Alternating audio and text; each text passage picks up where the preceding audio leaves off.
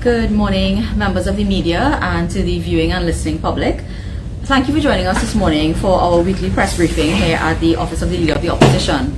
As you all know, these briefings are held every Sunday to discuss and highlight important issues affecting the country. I'm joined this morning by my parliamentary colleague, the Member of Parliament for the constituency of Naparima, Mr. Rodney, who would speak shortly after me. Ladies and gentlemen, yesterday, October the 16th, marked the 33rd anniversary of what is known as the Arangwes Mandate, an event which was really the birthing of the United National Congress. And on that day in 1988, thousands of persons stood in the rain in support of what was known as Club 88, the foundation of our party. As true patriots stood in the rain on that day, yearning for unity, equality, and social justice, we continue to stand firm today in support of the rule of law, the doctrine of separation of powers, and in support of the independence of key institutions established by the framers of our Constitution. These are all key components of our democracy, and when they come under threat, it is the duty of every single patriot to speak out and stand up to those who seek to erode our freedom and the way of life that we enjoy in this our treasured republic. The rantings of our madman have not and will not stop the opposition under the astute leadership of Mrs. Kamala Persad-Bissessar of Senior Counsel from exposing the ominous threat posed by the dictatorial tendencies of Keith Rowley and the PNM. The Prime Minister said one thing yesterday that I could possibly agree with, and that is that if aliens landed from Mars, they would not think that Trinidad and Tobago had a government. I have to agree with that. Because when you look around at the sad and sorry state of affairs that we are in this country right now, it is hard to imagine that we have a government. Our country is falling apart, literally. Roads and bridges are falling apart, but our institutions are also crumbling. Now, as an attorney and someone who practiced in the criminal arena for a while, I can tell you that a person who confesses and places themselves in the scene of a crime is a person who knows that they have been caught. They have been caught, and now they have no option but to rant, rave, create as many distractions, diversions, excuses as possible, because they can no longer deny the role that they have played in this very disturbing saga.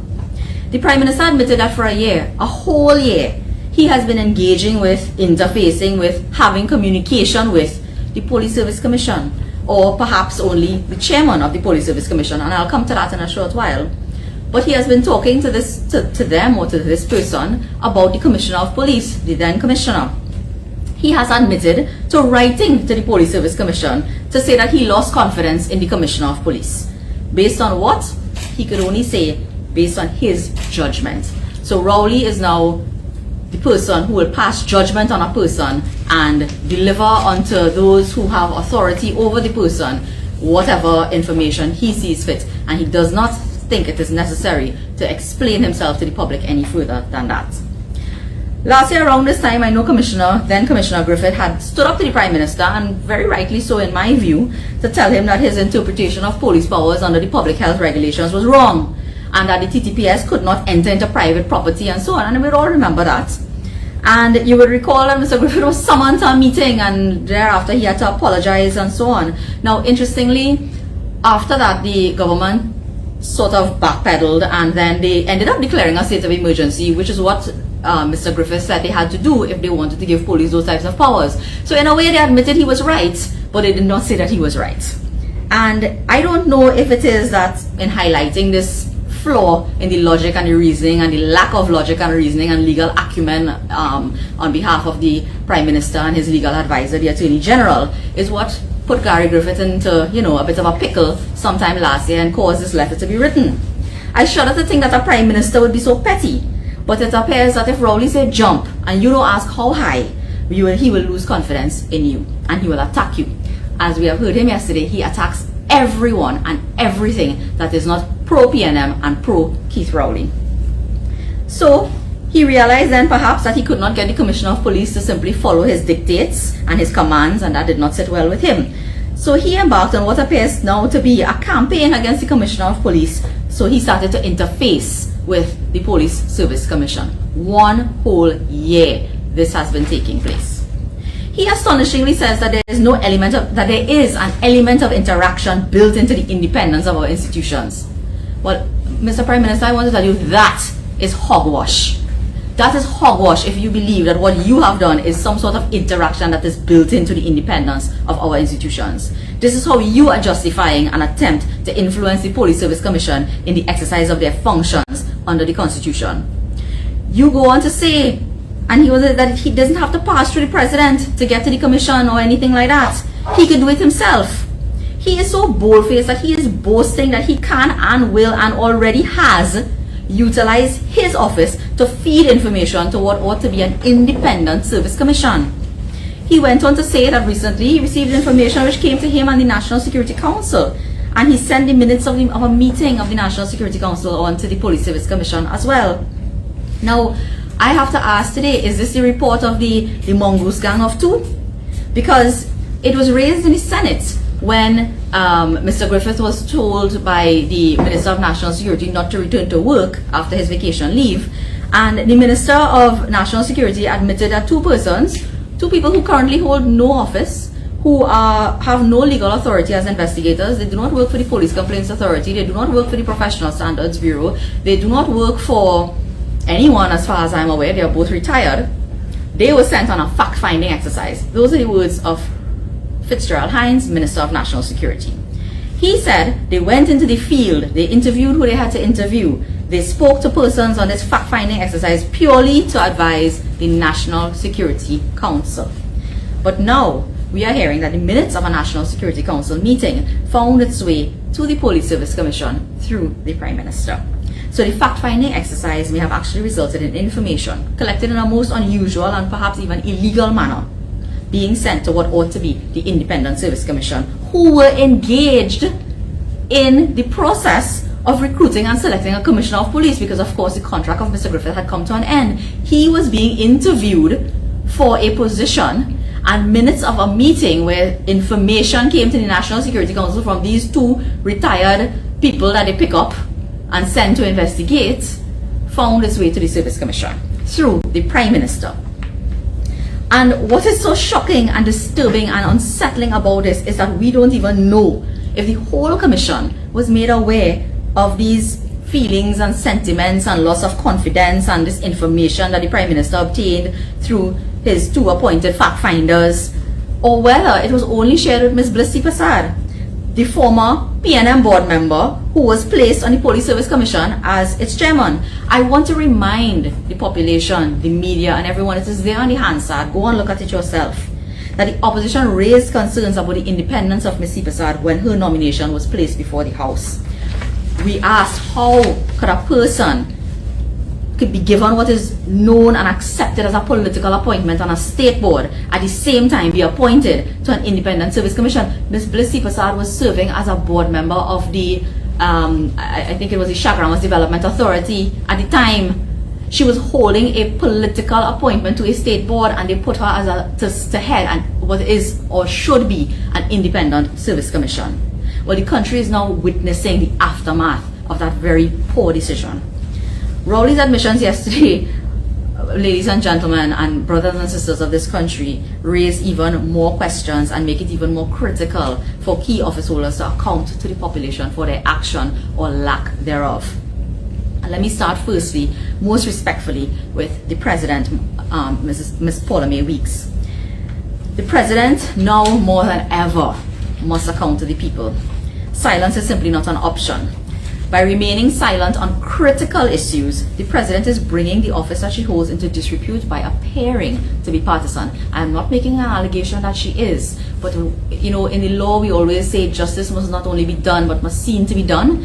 Well, it is the same thing. You must not only be non-partisan, but you must appear that way to the public. The public must have confidence that the office of the Prime Minister sits above the politics and has no fear or favor in how they exercise their functions and duties. So there have been many calls for answers and explanations, not only from the opposition, but emanating from all different segments of society, and this cannot be ignored. The population has lost confidence in the Police Service Commission, in their independence. They are concerned about the state of the country, about rising crime, and that due to the incompetence of Faris Alwari and political interference by the Prime Minister or chairman of the as chairman of National Security Council, and what appears to be acquiescence by the President, we have no Commissioner of Police. We have no acting Commissioner of Police. We have no police service commission to even appoint a commissioner of police or an acting commissioner of police. This is the first time since our independence that we have found ourselves in a situation like this, and that is, you know, members of the media, most troubling. It is most troubling, and it is very significant. We must hold the persons who contributed, the authors of this debacle, must be held to account. So I say with the greatest of respect, Madam President, that it is unacceptable, and as a responsible opposition, it is our duty to say that we cannot accept this silence and non-disclosure on behalf of the people of this country. I noted the statement that was issued this morning. I saw it first thing this morning, issued by the President. Now, again, it is most troubling that only now, after all these questions have been bandied about and so much speculation and cases being filed and affidavit evidence being put before the court with respect to the merit list that was submitted to the President. We had one affidavit from the acting director of personnel administration, another affidavit, and I will quote from them just now, from the deputy director of personnel administration in the matter filed by Mr. Ramisa. We had counsel representing the Police Service Commission making certain submissions to the judge in the matter brought by Ravi Balgobin Maraj. All of these things are, you know, the whole country has been asking itself, where is the merit list? Which merit list? Was it an acting merit list? Was it the substantive merit list? Today, the President has come out and said that the merit list was submitted on the 11th of August. I can confirm that an order of merit list with respect to the Commissioner of Police was delivered on 11th of August 2021 to the office of the President and withdrawn almost immediately thereafter that day. So the 11th of August is what we are working with now. In the affidavit evidence filed in the matter of Ravi Balgobin Maraj, the acting the acting director of personnel administration says on the 12th of August, a merit list was submitted to the President. And now we are hearing in the matter of where Mr. Anand Ramisa has petitioned the court in a judicial review matter based on the Commission's decision not to shortlist him and so on. The Deputy Director of Personnel Administration says this: the Police Service Commission has withheld submission of the merit list to the President after attempting to do so because of certain security concerns that came to its attention. As the Police Service Commission is not itself conducting investigations, not being equipped to do so, to compile its security reports, the Police Service Commission cannot say exactly when the reports will be available for it to finalize its merit list. This is madness. This is pure madness, because a merit list, the entire process prescribed by law, had been completed, and a merit list, we are now hearing from Her Excellency the President, a merit list was delivered to her and then withdrawn. And now we are hearing that they have an investigation that they are not conducting. Well, who is conducting it? We have to rely on what was leaked out of the letter that Mr. Roger Kewal Singh wrote to the President, saying that Ms. Bliss Prasad as chairman was acting unilaterally, went off on a frolic on her own, was interacting with retired Justice Stanley John. So is Justice Stanley John conducting the investigation? What are the terms of reference for this investigation? We need to know. The Deputy Director of Personnel Administration says the Police Service Commission will finalize its merit list when the security report is available. So what we have now, and this affidavit was sworn on the 27th of September, not so long ago, is that up to now there is no actual security report before the Police Service Commission. What did they act on when all hell broke loose on the 11th and 12th of August and they pulled back lists and sent a different list and interface and interact and all of that? We do not know. But we don't know what that information was, and nobody is willing to come out and say. And the President gives her reasoning and explanation for it. She asks a series of questions in her statement here today, and I will attempt to give my my take on some of it. But I must say that it is quite frightening that anybody can take information to the chairman of a service commission about someone who is a candidate or who may be on a merit list or who has applied for a job or who has been shortlisted for a job, and that could cause the entire process to simply be squashed and meritless, to be pulled back and so on. That is a very dangerous situation. It really speaks to the level of autocracy and the type of the lack of discipline and the lack of independence that we are seeing in our institutions, which are enshrined in our constitution for a reason. It is to insulate them and to ensure that they remain independent. So, the leader of the opposition, she has shown extremely great courage in stepping up and taking on this fight on behalf of the people of Trinidad and Tobago. No one is above the law, and if something untoward has occurred, all those who are involved or those who have knowledge of what happened must account. Now, the president's questions, and let me get to them, and I didn't intend to deal with this today, but it has come out, and so I have to deal with it. The president says that if there exists apparently credible information that it might impact upon the deliberations of an important constitutional function of the Police Service Commission, should it be brought to the commission's attention, or should the commission be left in the dark? Well, Madam President, I wish to put forward that what it should happen if someone has credible information is that it should go to the appropriate authorities to investigate. We have authorities set up in law. We have a police complaints authority. We have a professional standards bureau whose job it is, whose whole function is to investigate police officers, including the Commissioner of Police. We have, those mechanisms there. We have the Office of the Director of Public Prosecutions, another independent office, which can then review information and determine the credibility and give instructions to police officers to go and investigate, which they have done in the past. So that is my answer to that question. How and by whom is it determined whether the information meets the threshold for consideration? Well, again, I would say I would relieve that information not to Keith Rowley, not to Blissy Prasad, not to the man who had been writing for a whole year to say that he has no confidence in the incumbent Commissioner of Police and is now bringing information to Missy Prasad, not to the man who we know, has brought false information to the Parliament in the form of emails and so on. This is what you considered, Madam President, and you are now almost defending, justifying, and making excuses for this information being passed to the Police Service Commission when nobody can say how credible the information is. We are left to assume that it was credible information because they pick up two fellas somewhere on the road and tell them, who have no office, and tell them go on a fact-finding exercise.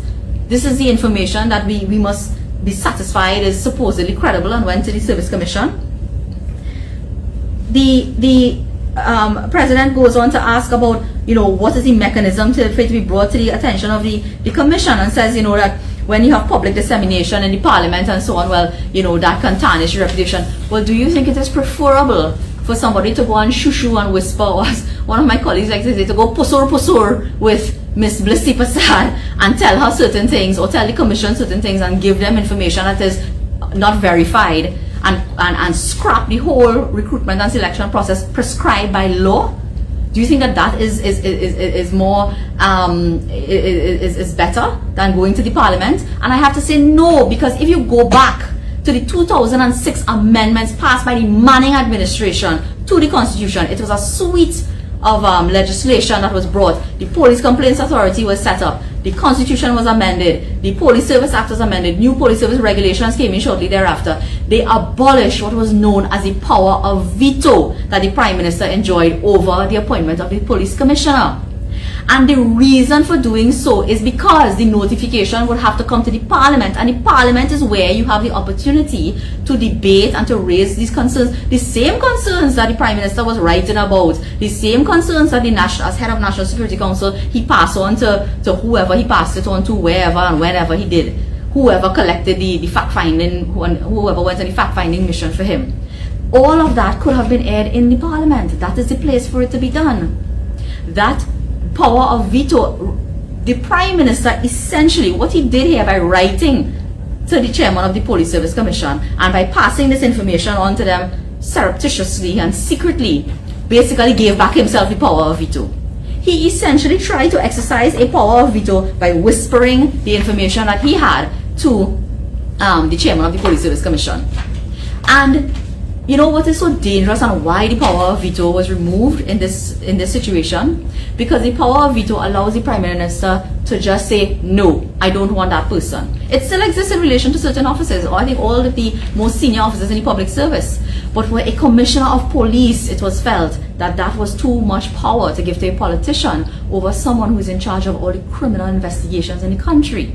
So the power of veto having been removed by Prime Minister Manning in 2006, you cannot now sit back, Madam Prime Minister, and look, Madam President, and look at the Prime Minister essentially exercising that power in a way and see nothing wrong with it and not speak out about it.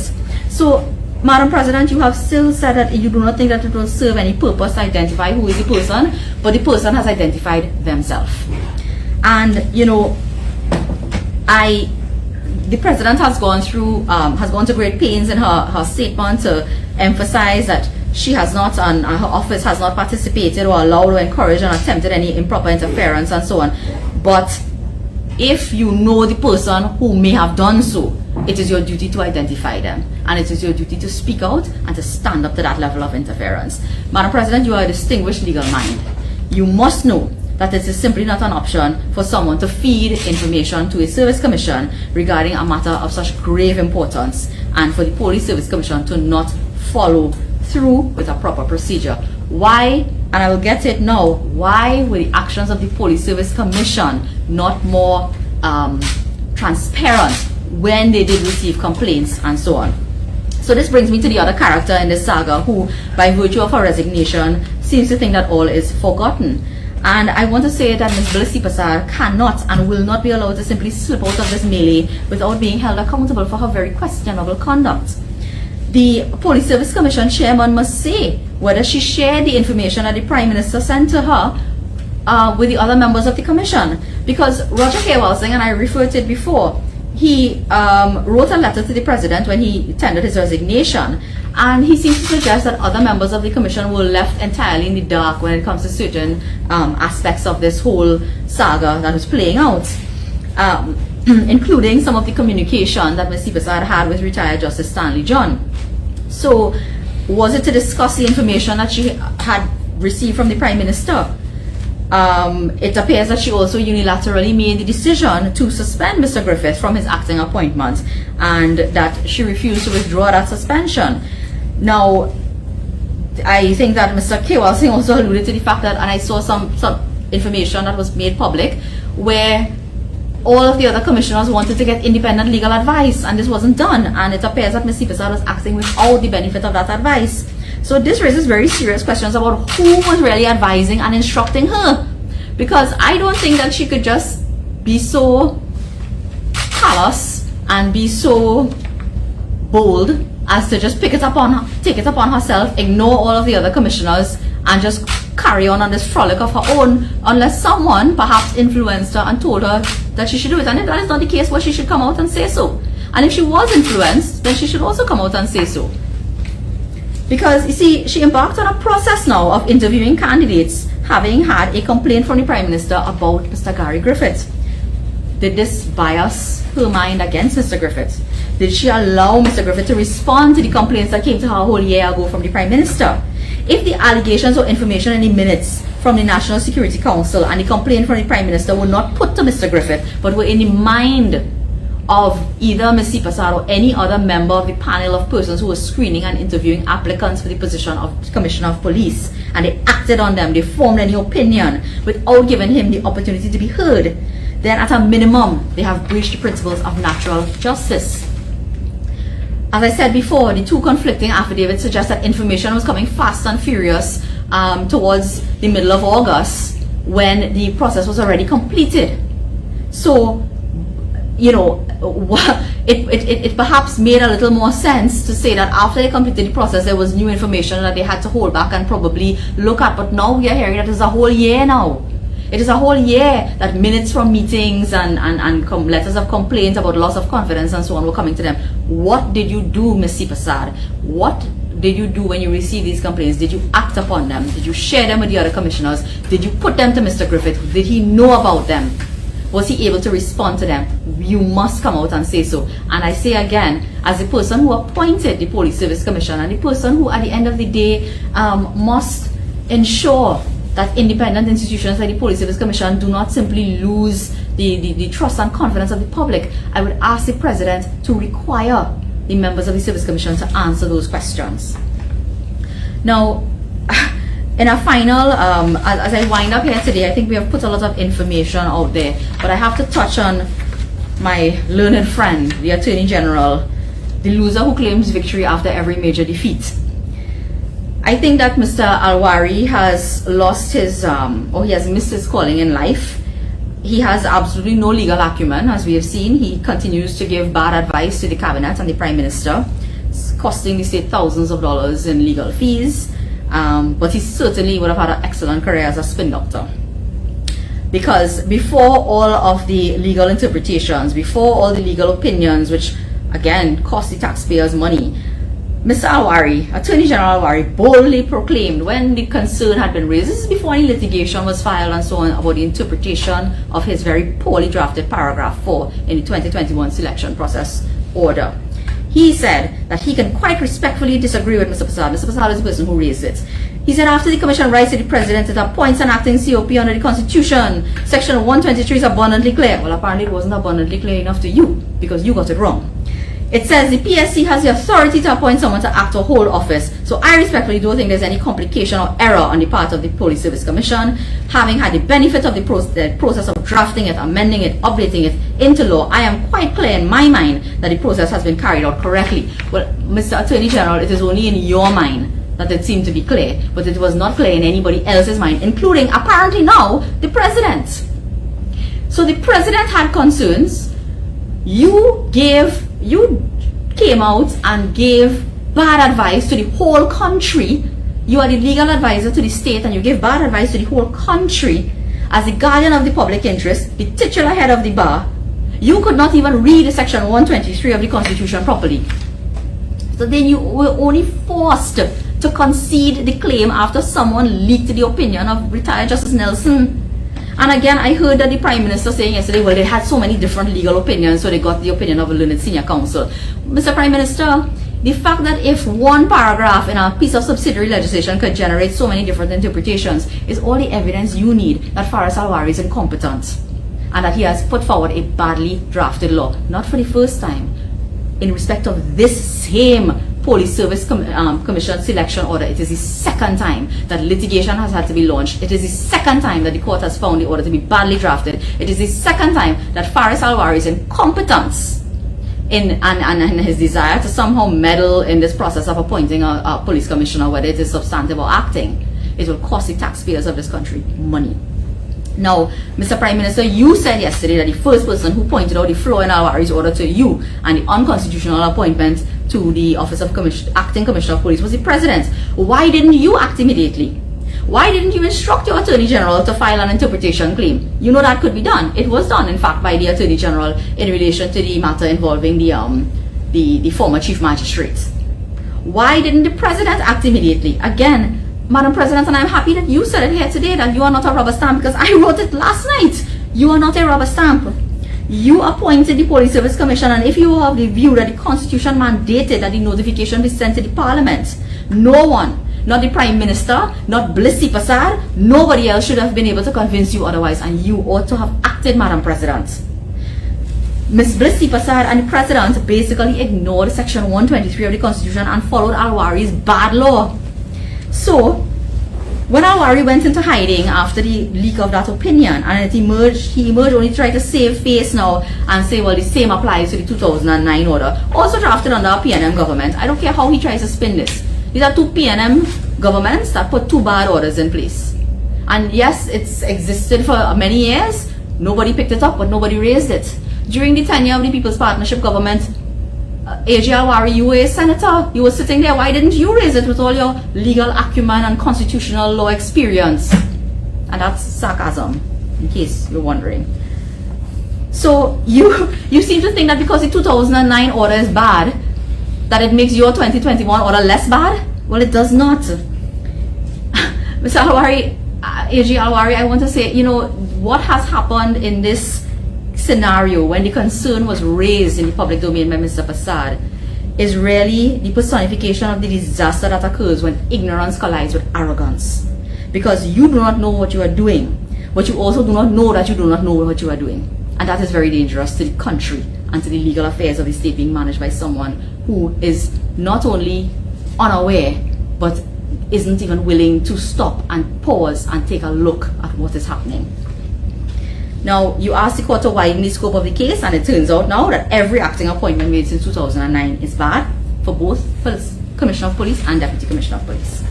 I hope that you can deal with the consequences which flow from these two PNM made laws which were offensive to our Constitution. You claim victory for placing something into our law which the court describes as superfluous. I don't know what type of victory that is for you. It is a demonstration, I think, of how shallow your understanding of the law really is. H.L. Wari lacks the intellectual capacity to appreciate the ramifications of his sloppiness and his penchant for what he thinks is creativity in the passing of laws. He continuously undermines the Constitution, removing special majority requirements, introducing far-reaching measures which impact upon the rights and freedoms of individuals via subsidiary legislation. Now, many of these matters are engaging the attention of the court, so I will not say more on that right now, but I will simply say this. Time longer than twine. And what may seem like a political victory for you today in various matters may be a legal defeat tomorrow. And no amount of press releases and right foot, left foot, pussyfooting around serious issues will get you out of the mess that you are creating. And I want to encourage every single person in this country, every citizen, every patriot, everyone who is concerned about the state of affairs of this country, to support our call for answers, for accountability, and for transparency from the highest office holders of this land. The three highest office holders of the land, the President, the Prime Minister, and the Attorney General, all have questions to answer in relation to this debacle, and we are taking every possible legal step under the guidance and the knowledge and the experience of Ms. Kamala Persad-Bissessor to hold these persons to account on behalf of the citizens of Trinidad and Tobago. So thank you very much, and we will take some questions after, but I will hand over now to my colleague MP Charles, who, coming out of this state of affairs with the Police Service Commission and the Commissioner of Police Office, is going to speak a little bit about the state of crime affecting our country right now.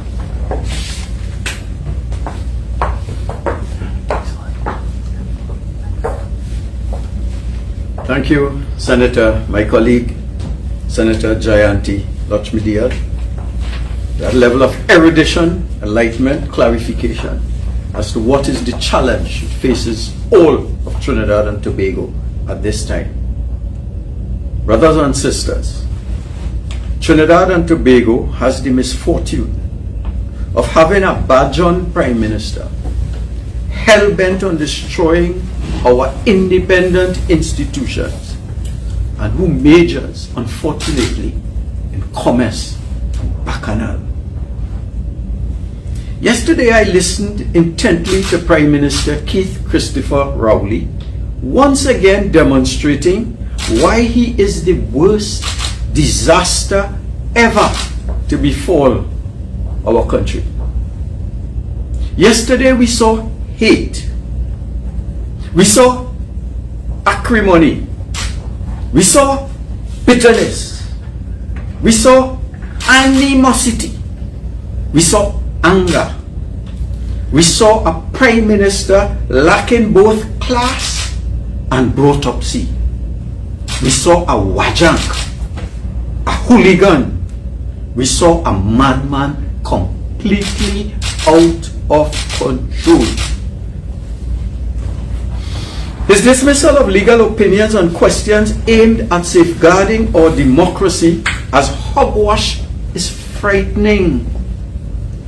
He clearly has no intention of respecting the constitutional walls which the framers of our Constitution put in place to protect our democracy. In Trinidad dialect, he told us he could speak to whom he damn well pleases, and we could put that in we pipe and smoke it. He professed his adherence to his oath of office. Where was this oath of office when the AV drilling matter arose? Or when he bold-faced lied about Emailgate, and to date he has not apologized to Kamala Persad-Bissessor for that bold-faced lie he spoke on her. He is not a man. He is a little boy. We pay his salary. He works for us. He cannot talk down to us, dismiss our concerns as hogwash, and buff us repeatedly. And mind you, he cannot bully his way out of this crisis. He cannot. My colleague laid the case clearly, forcefully, and frontally. He cannot bully his way out of this crisis. Dr. Rowley must learn that he must follow rules. He must follow guidelines. He must follow protocols of the position he holds. And if he cannot do that, if he does not wish to be questioned by us, the citizens, then he should wean himself off the treasury, collect his blasted index pension, and go mine sheep in Ohio. The further, the better. So while he was busy denigrating everyone who opposed him, Barbados Prime Minister Motley was busy advancing her country's interests at a high-level meeting with the US Vice President Kamala Harris. Days before she ascended to the position of head of UNCTAD, before hosting an important global trade conference in Bridgetown, Barbados. She is following in the footsteps of Kamla Persad-Bissessar, honors graduating at top of her class in law school. And so esteemed as Prime Minister was she that the Chinese President Xi Jinping and US Vice President, then US Vice President Biden, visited her here in Port-au-Spain. She was a sought after leader at the United Nations. I was there. And you want to know why Dr. Rowley attended United Nations General Assembly meetings only twice in 6 years? Because he cannot bully other world leaders like Kim Jong-un of North Korea or the new Taliban leadership in Afghanistan. They will hit him so much, carpet. So we are left with a badger, a bully, and a leader that has lost his marbles. And we are asked, why compare Keith Christopher Rowley with Mia Motley? And we are told this is what we have. We have to deal with his calumny, his badgerism, and his lack of class. Dr. Rowley thinks in binary terms. If you are for him, okay. If you question him, you are an imp. You're unpatriotic. You're deserving of his wrath.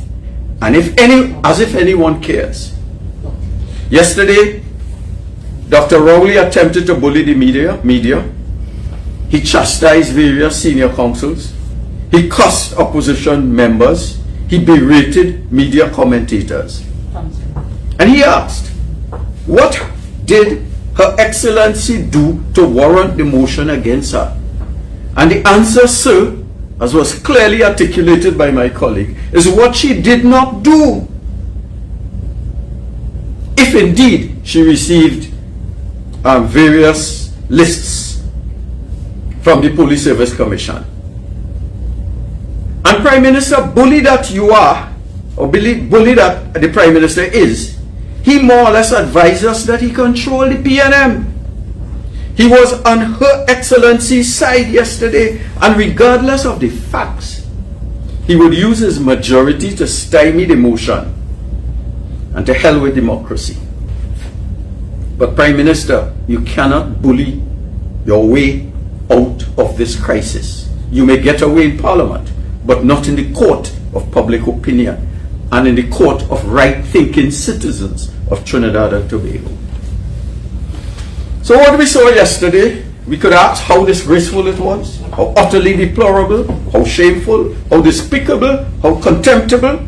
What a poor role model for the PNM backbench and for the next generation of leaders, Trinidad and Tobago.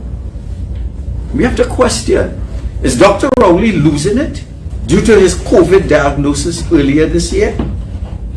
John Hopkins, the WHO, and the CDC have warned about the residual impacts of COVID-19 on the brain, especially the young long-term neurological and psychiatric symptoms including confusion, trouble with reasoning, focusing, problem solving, and changes in behavior of those recovered from the virus. Is this the reason for yesterday's bout of absolute insanity? Dr. Rowley has bullied and beaten all our independent institutions into submission. The only two institutions standing between autocracy and democracy in Trinidad and Tobago are the UNC under Kamla Prasad Bisesa and the Privy Council. Let me repeat. The only institutions standing between autocracy and democracy in Trinidad and Tobago are the UNC under Kamla Prasad Bisesa and the Privy Council. Where are the other voices of reason and outrage? Where's Merle Hodge? Father Harvey? Canon Nolly Clark? Reginald Dimas? The powerful ladies of Trinidad and Tobago? Where are they? Where is the comatose trade unions? The silent chambers of commerce? The IRO? The Fourth Estates? The Rotary Clubs? The Law Association? The South Chamber of Lawyers? The independent senior councils? Where are they? Scared of a bully? Hoping for a contract? Or a little invite to a social function? Silent because of racial or other considerations? And while there is silence, Trinidad and Tobago is literally going down the drain. Our trade union movement is dead, either bought out or outmaneuvered. I ask the question, would Butler, Tubal Uriah Buzz Butler, Kola Rienzi, George Weeks, Selwyn John, or Errol MacLeod have kept quiet today while Trinidad and Tobago is being destroyed by Keith Christopher Rowley? Meanwhile, we all know that the EBC has been infiltrated by the PNM and is totally compromised. Dr. Rowley says 15 seats in Tobago, and so it shall be. They meekly obey. The Police Service Commission is compromised. We have the evidence and the resignations and the futile explanations, belatedly, though some of them are. The presidency has questions to answer about lists allegedly sent to her by the PSC, and I'm told that there's a response today in the press. And we are witnessing bold-faced interference in the TTPS.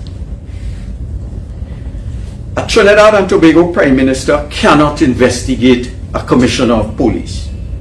There are independent institutions for that. My colleague spoke to them about them. The Prime Minister alleges in yesterday's press conference that independent institutions will have an element of interaction with the government as written in law. And there is, and I quote, there is no public entity that is cloistered. Prime Minister, there is no public entity that is cloistered. You see where the Prime Minister is coming from? You see the madness we're dealing with? It doesn't end there. Senior officers of the Trinidad and Tobago Police Service, the Trinidad and Tobago Regiment, the Trinidad and Tobago Coast Guard move seamlessly from retirement into well-paid contract positions in the PNM administration. Is that not a reason for them to compromisingly support politicians? The Parliament exists to give a veneer of validity and respectability to an increasingly autocratic PNM executive. And I'm speaking about all our independent, so-called independent institutions being compromised. A not so bright Attorney General plays fast and loose with the 3/5 majority requirement. And nobody sees anything wrong with that. Cabinet ministers head independent oversight joint select committees in Parliament, and nobody sees anything wrong with that. And our speakers and Senate presidents elected in a manner that would ensure our speakers and our Senate presidents elected in a manner that would ensure their complete impartiality? Question I ask. Can independent senators not be selected in a manner that ensures their independence? Why can't they not be nominees of the trade union movement? So when they speak, they represent the trade union movement, or the Law Association of Trinidad and Tobago, or the interreligious organization. Why can't we have independent institutions nominating persons to the independent bench so that they speak independently and they respect certain interest groups in our country? Our Prime Minister tells us yesterday that he could see anybody anytime. He tells us with a straight face that he wrote the Police Service Commission months ago, indicating that he had lost confidence in Gary Griffith, and that he can talk to the commission chairperson, even a president, anytime he feels. We know that when he talks, he thinks he speaks normally. But when the tone and the bullying language, it is highly possible that our Prime Minister's bullying is affecting democracy and affecting good governance and the independence of institutions in our country. It is possible. And the Prime Minister tells us that the Trinidad and Tobago Police Service will function as normal. He appointing an accounting officer will not solve the problem of an absent commissioner of police. We ask the question, can Colm Imbert as accounting officer of the Trinidad and Tobago Police Service transfer or discipline policemen or issue firearm licenses? And all this is taking place while crime continues unabated, notwithstanding a state of emergency. So while the IRO continues with its posture of quiet support of Dr. Rowley, a former two-time president of the IRO, who is my constituent, fears going to his home for the past 2 weeks because he is on the hit list of a gunman. Fearing for his very life, the former IRO president sleeps in a sanctuary somewhere in San Fernando. I won't give the name of the place to protect him. One of his neighbors was killed last week by the same gunman allegedly in a land dispute. The shooter is known to the police because of CCTV evidence. The gunman is still on the run from the police. Meanwhile, the former IRO president sleeps away from his home. Not a word from the IRO or spiritual leaders about Dr. Rowley's mishandling of governance issues or crime. Would the former Archbishop Anthony Pantin have remained silent today? Why not a word to the citizenry from Archbishop Gordon or Bishop Claude Berkeley or the heads of our other religious faiths? Are they beaten into silence by Keith Christopher Rowley?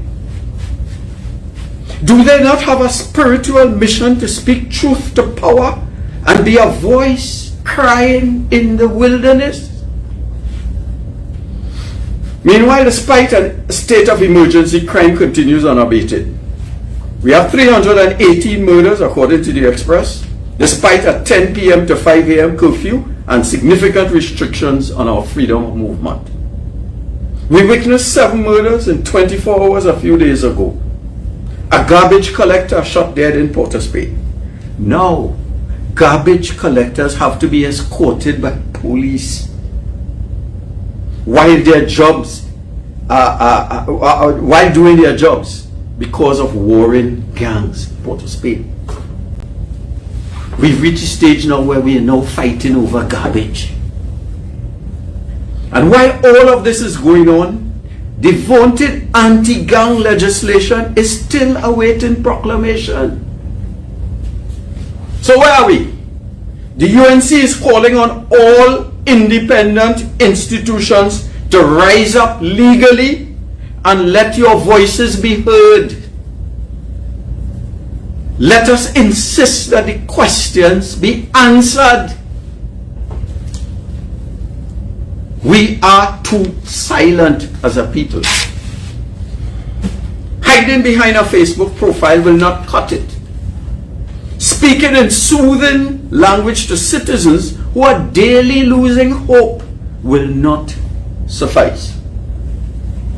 This is not the time to sit on the fence. Not the time to sit on the fence. Let it never be said that our independent bench sang for their supper, or that the PNM can always rely on their support. They are all honorable men. But let that not be said. Let our independent institutions all stand up and be counted in our country's hour of need. It was a different Rodney who centuries ago said, and I quote, "England expects every man to do his duty." This Rodney, in 2021, calls on all fair-minded citizens and institutions of honor, dignity, character, and strength to join with Kamala Persad-Bissessar in this time of need for Trinidad and Tobago. If ever Trinidad and Tobago needed you, it is now. I thank you.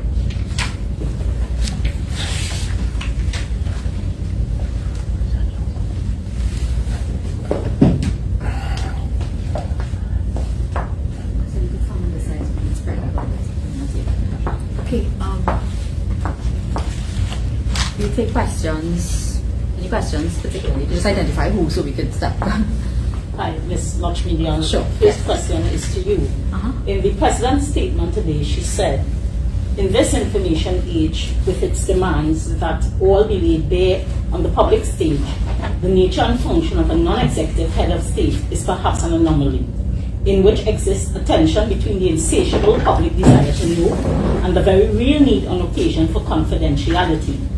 The office of head of state is expected to be one of careful, deliberate, judicious decision-making, sometimes in circumstances that are unprecedented and for which no specific guidance is to be found in the law. How do you address the issue of confidentiality as opposed to the issue for the need to know, that to provide that public information as it relates to this specific issue and matter?" Well, firstly, let me say that the need to know and the public's desire to know is not rooted in simply you just want to know for knowing's sake. It is about confidence in institutions. I understand that there are things that may be confidential, but we have systems in place. We have processes and procedures. So had it come to the attention of the public that the process had to be scrapped because information was received and that information was passed on to the appropriate authority, that the source of that information was an appropriate authority, a trustworthy source, not some mongoose gang of two picked up and appointed by a prime minister who has already been complaining about the person, then it would be easy to say that the need for confidentiality existed, and you can give the public some sort of comfort in knowing that the established protocols, processes, and procedures were followed. When you just pick up yourself and vai decide what you're going to do and how you're going to do it, and you leave room for people to speculate and to ask questions and to question the validity of your actions, then you are feeding the public's suspicion, and you are feeding the public's lack of confidence in the very important institutions. So that balancing act between confidentiality and the need to know is something that all public officials have to address their mind to, but they must be very careful when doing so, and they must always look at the bigger picture.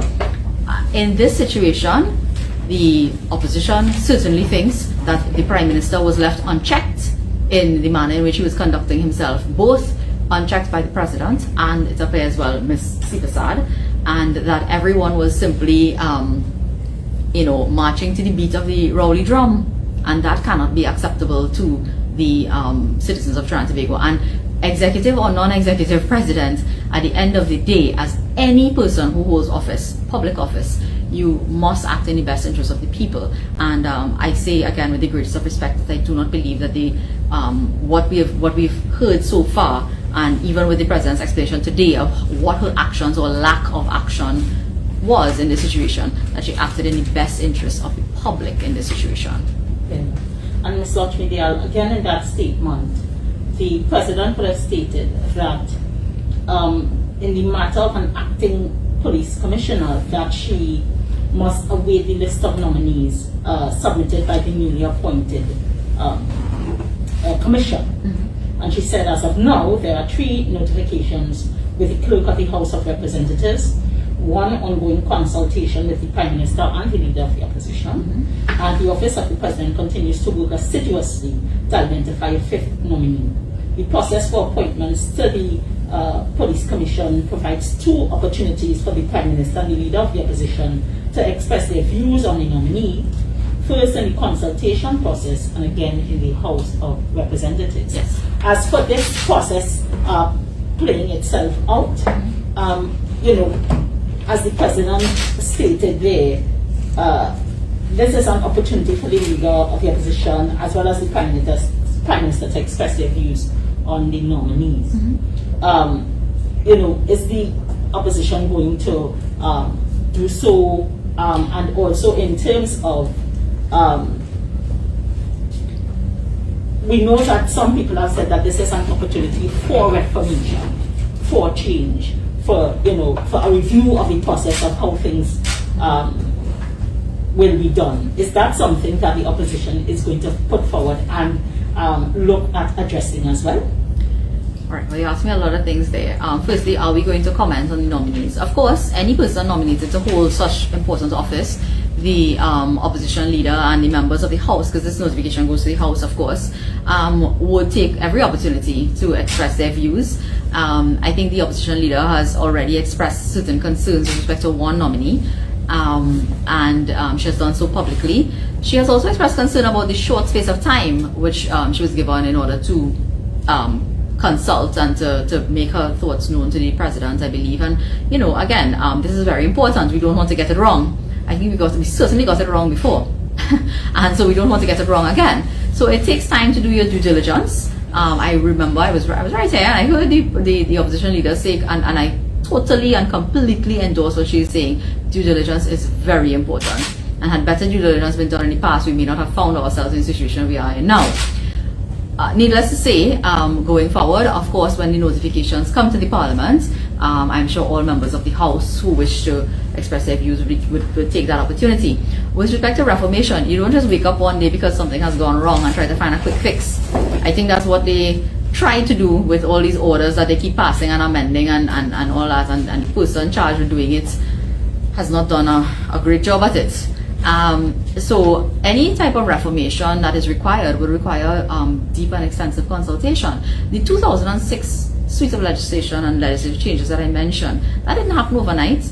There was a across the aisle, Rodney, you remember when Prime Minister Manning at the time, far more statesman than what we have now, engaged with the opposition and asked for, and they came together and they sort of worked together towards producing these, what we have as our new Police Service Act and the regulations that came thereafter, and the establishment of the PCA, and I think there was an SRP Act, and of course the amendment to the Constitution and the changes to the structure of the Police Service Commission and their functions and so on.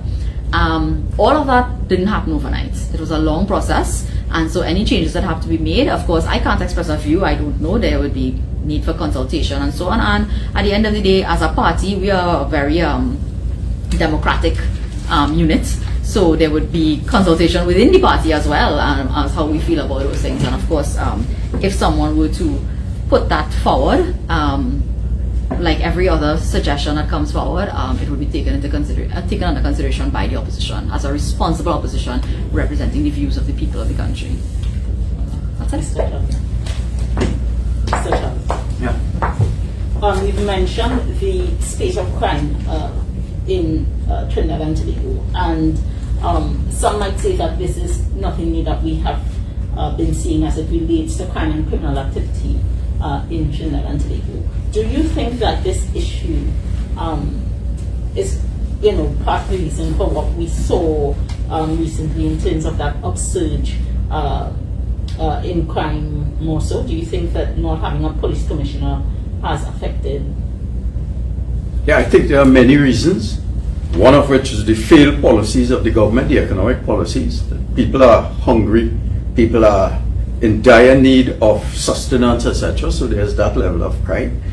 I think the criminal elements in the world have figured out how to move around the state of emergency, how to shift their modus operandi. So we are seeing elements of that.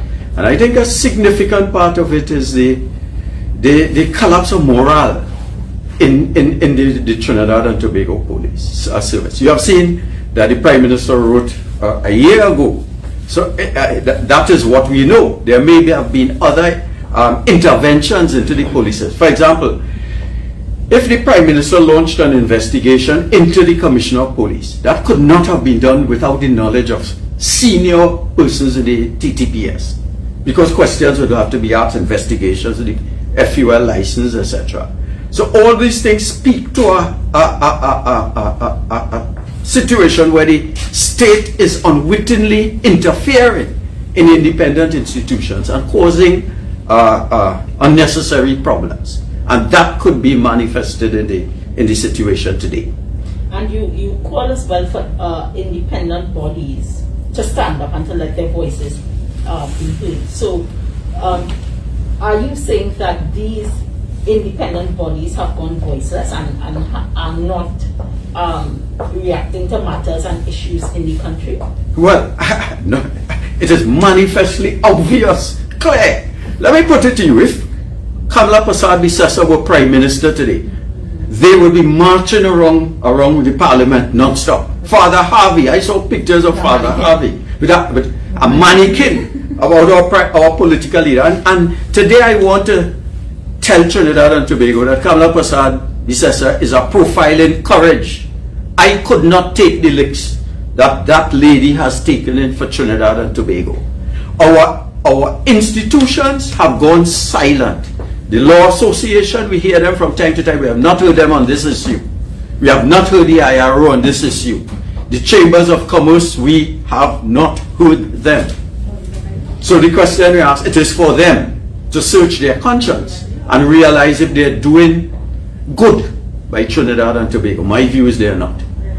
So do you think that is political? Is that what you are saying? That their lack of voices? I don't know the reason. I suspect that it is the bullying tactics of the Prime Minister. It is difficult to confront the Prime Minister, It is difficult. But former Prime Minister Patrick Manning told us that, I quote his words, "You do not know what I have been going through for the past 12 years with Dr. Rowley." If a Prime Minister could be forced to confess his hurt and pain, what about the average citizen? In Parliament, sometimes I get the distinct impression that he'll cross the floor and beat us. I'll say no more on that. Mr. Charles, yes, sir. Myself on Newsday, you said that if the EBC is compromised and it's under the control of the PNL. Are you saying then that it's impossible for the UNC to win another general election? I'm saying that it is difficult to win an election. Let me give you an example. There was a Canadian minister years, centuries ago, came to Trinidad. I think it was Reverend Grant, Presbyterian.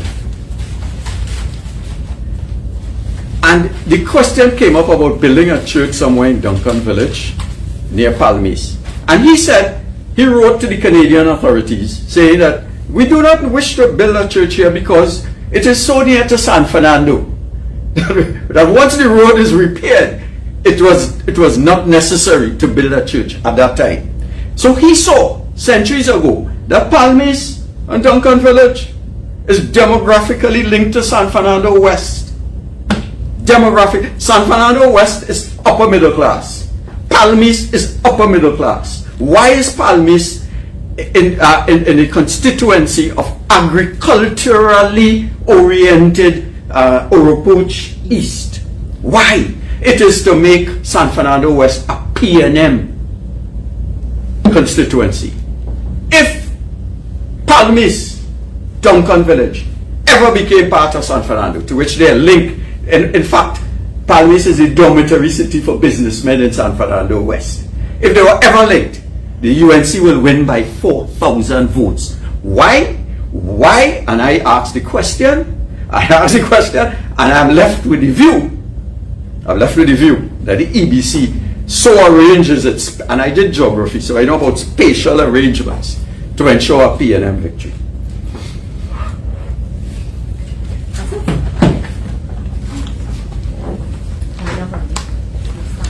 Well, thank you very much for being with us this morning. It's part of our process of keeping the citizens of Trinidad and Tobago informed. We meet every Sunday, and thanks for your listenership. And we ask that you, as an independent citizen of Trinidad and Tobago, that you rise up and be counted. Trinidad and Tobago ever needed you. It's now. Thank you.